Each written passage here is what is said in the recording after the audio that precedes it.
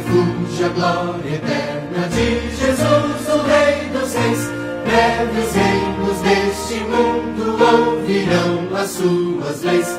Os sinais da sua vinda mais se mostram cada vez. Vencer